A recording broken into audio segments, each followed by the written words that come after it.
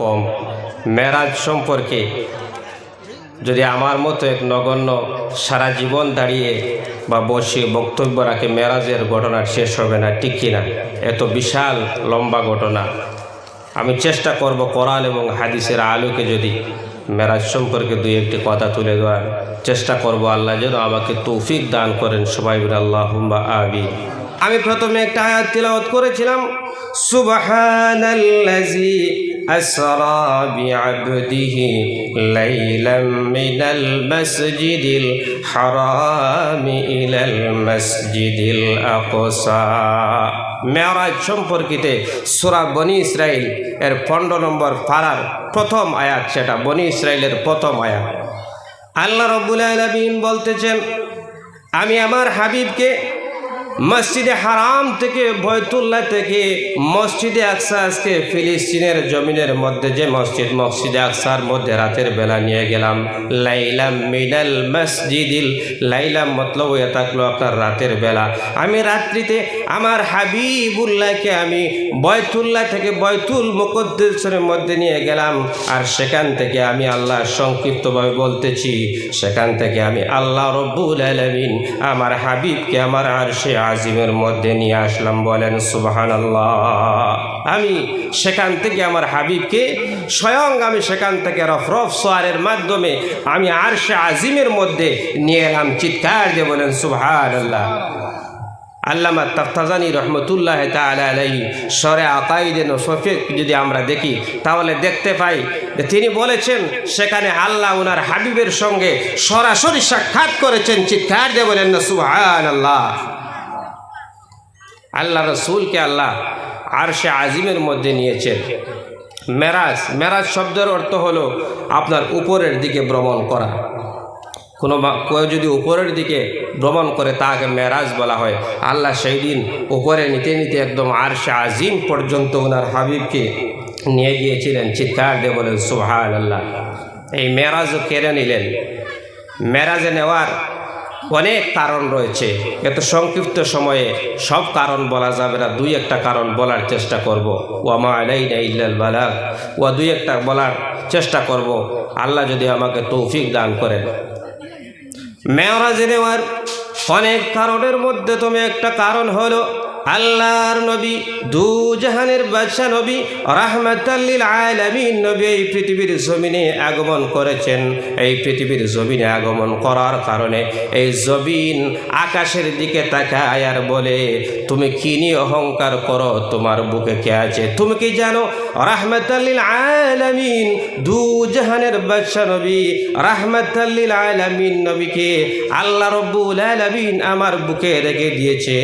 আমার চাইতে তোমার আপনার আল্লাহর কাছে তোমার দাম বেশি নয়।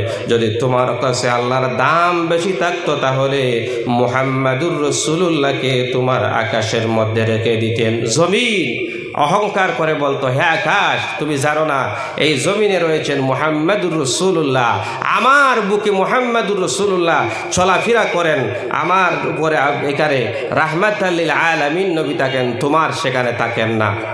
আকাশ আল্লাহর কাছে ফরিয়াদ করত, কেঁদে কেঁদে আল্লাহর কাছে বলতো, আল্লাহ জমিন এ নিয়ে অহংকার করে। আমার আল্লাহ আকাশের সেই ফরিয়াদকে কবুল আর মঞ্জুর করে নিলেন।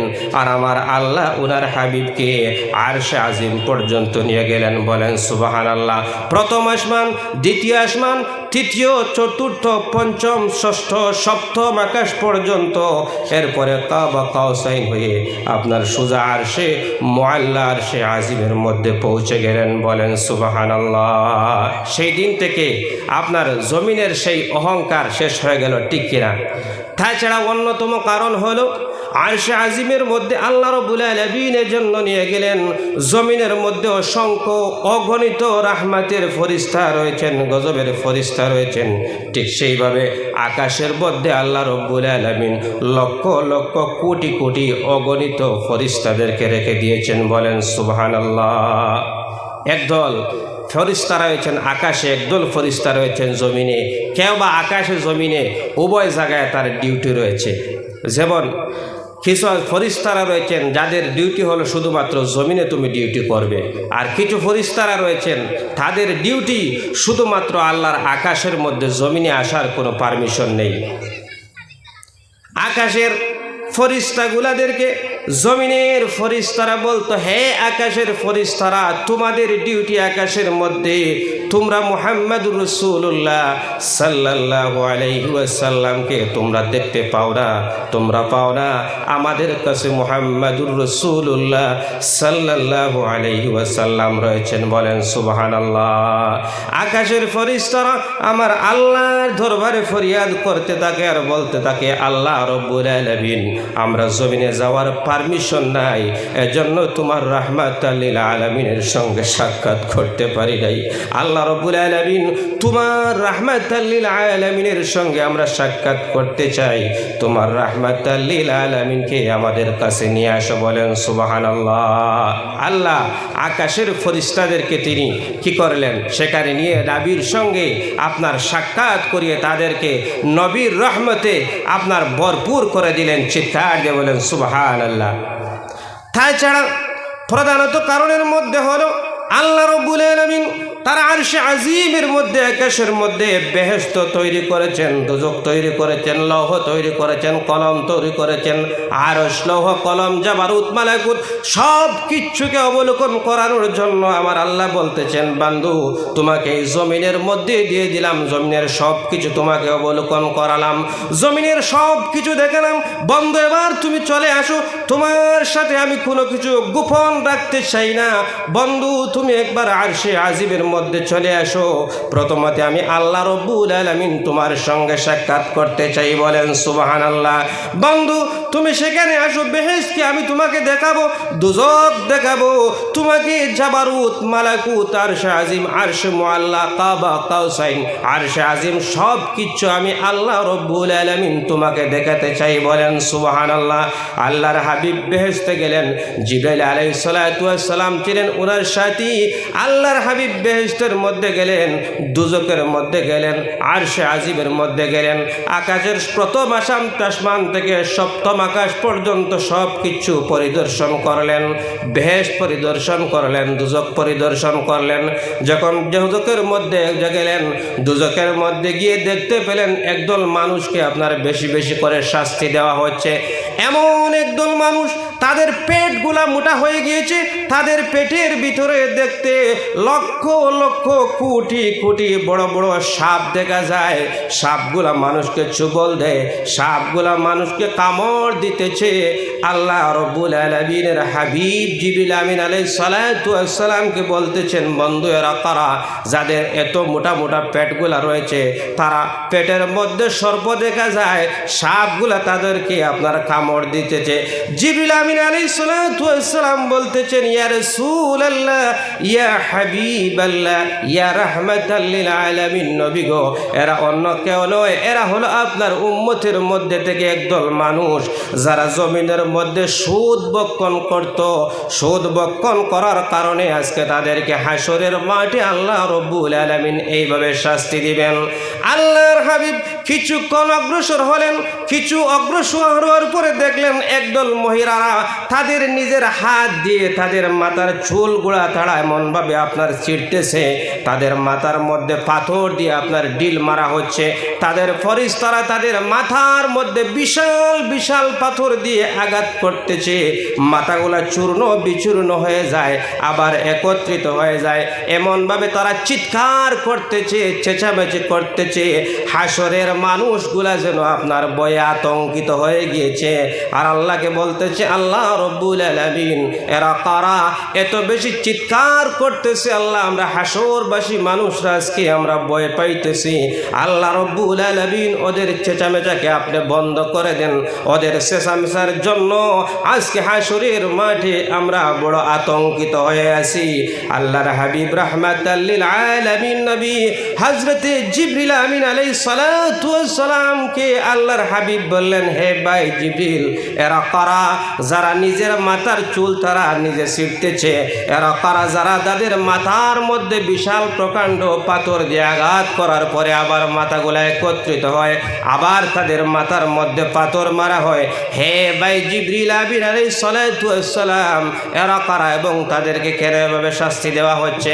আল্লাহর নবী দু জাহানের বাদশা নবী রাহমাতাল লিল আলামিন নবীকে জিবরিল আমিন আলাইহিস সালাতু ওয়াস সালাম বলতেছেন, ইয়া রাসূলুল্লাহ, সাইয়্যিদ, ইয়া হাবিবাল্লাহ, ইয়া রাহমাতাল লিল আলামিন নবী গো, এরা অন্য কেউ নয়, এরা আপনার উম্মতের মধ্যে থেকে একদল মহিলারা যারা এই জমিনের মধ্যে আপনার তাদেরকে করতো না, পর্দা করতো না, ওড়না থাকা সত্ত্বেও তাদের মাথা আবৃত করতো না, তারা তাদের নিজের আপনার কি করতো না, শরীরের হেফাজত করতো না, মানুষের সম্মুখে তাদের আপনার শরীরকে তারা প্রদর্শনী করত।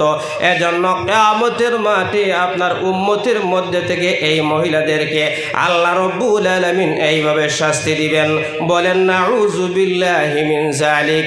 এজন্য আমার ভাইয়েরা, আমার বন্ধুরা জানা রাখবেন, এই পৃথিবীর মধ্যে যারা যে সমস্ত মা বোনরা মাথার মধ্যে উন্না না দেয়, মাথা ঘুমটা না রাখে, হাসরের মাঠে পর্দা না করবে, জানা রাখবেন হাসরের মাঠে আল্লাহ রাব্বুল আলামিন তাদেরকে এভাবে ভয়াবহ শাস্তি দিবে।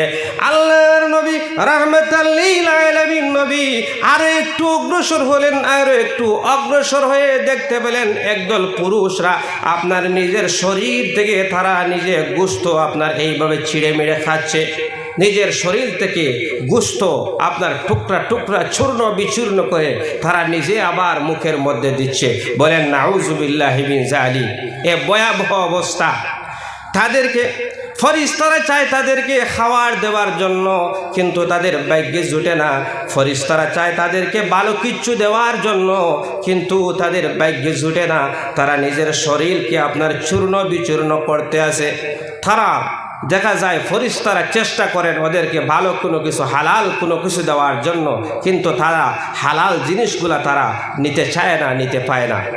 তারা শুধুমাত্র এই হারাম জিনিসগুলা নিজের শরীরকে চূর্ণ বিচূর্ণ করে, শরীরের পচা গলা মাংস পুজ এইগুলা তারা আপনার হায়ার এমন চিৎকার করতেছে, হাসরের মাঠ যেন উত্তাল হয়ে যাচ্ছে।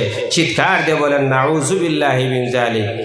আল্লাহর নবী রাহমাতাল লিল আলামিন নবী এবার জিবরিল আমিন আলাইহিস সালাতু ওয়াস সালামকে বলতেছেন, হে ভাই জিবরিল আমিন আলাইহিস সালাতু ওয়াস সালাম, এরা কারা? যারা হালাল খাদ্য থাকা সত্ত্বেও হালাল খাদ্য সামগ্রীগুলা ভক্ষণ করতে পারে না, শুধুমাত্র হারাম পচা গলা মাংসগুলা তারা আপনার খাওয়ার জন্য অভ্যস্ত। হে ভাই জিবরিল আমিন আলাইহিস সালাতু ওয়াস সালাম, এরা কারা? আল্লাহর নবী জিজ্ঞাসা করার সঙ্গে সঙ্গে হযরতে জিবরিল আমিন আলাইহিস সালাতু ওয়াস সালাম বলতেছেন, ইয়া রাসূলুল্লাহ, সাইয়্যিদ, ইয়া হাবিবাল্লাহ, ইয়া রাহমাতাল লিল আলামিন নবী গো, এরা অন্য কেউ নাই, এরা আপনার উম্মতের মধ্যে থেকে এই দল পুরুষরা যাদের ঘরের মধ্যে নিজের বৈধ স্ত্রী থাকা সত্ত্বেও তারা আপনার অন্য স্ত্রীর প্রতি, অন্য মেয়ের প্রতি আসক্ত ছিল। আজকের দিনে সমাজে এমন অবস্থা আছে কি নাই? আছে কিনা? যাদের ঘরে আপনার বৈধ স্ত্রী আল্লাহ হালাল করে দিয়েছেন, স্ত্রীকে রেখে অন্য স্ত্রীর প্রতি আপনার তাকায়, এমনরকম শয়তান আছে কিনা? অন্য মেয়ের দিকে তাকায়, অন্যের দিকে আপনারা লালস লিপ্সা করে, এজন্য হালাল তার ঘরে হালাল থাকা সত্ত্বেও যখন হারামের দিকে তাকায়, আল্লাহ রব্বুল আলামিন তার জন্য কিয়ামতের মাঠে হারামকে অভ্যস্ত করে দিয়েছেন, পার্মানেন্টলি হারামকে তার জন্য রেখে দিয়েছেন। আজকে হালাল ইচ্ছা করলেও আর খেতে পায় না। এজন্য আল্লাহ রব্বুল আলামিন কোরআনে কারীমের মধ্যে বলেছেন, ইল্লা মিন তুআমিন গিসলিন, দুজকি যারা হবে তাদের জন্য আমি আল্লাহ রব্বুল আলামিন ফুজের পচা মাংস, পচা দুধ, ফুজ, এইগুলা রক্ত, এই সব কিছু আমি রেখে দিয়েছি তাদের খাদ্য সামগ্রী হিসাবে। আল্লাহ রব্বুল আলামিন যেন আমাদের এ থেকে আপনার হেফাজত করেন। সবাই বলেন আল্লাহুম্মা আমিন। আল্লাহ যেন সমস্ত গুনাহ থেকে পৃথিবীর মুমিন মুসলমান, বিশেষ করে আমরা যারা এখানে বসে আছি, আমাদেরকে যেন আল্লাহ রব্বুল আলামিন হেফাজত করে। সবাই বলে আল্লাহুম্মা আমিন। আমার বক্তব্য আমি আর দীর্ঘ করছি না, মাগরিবের নামাজের সময় হয়ে গিয়েছে। ওয়া মা আলাইনা ইল্লাল বালাগ ওয়া আখিরু দাওয়ানা আলহামদুলিল্লাহি রাব্বিল আলামিন।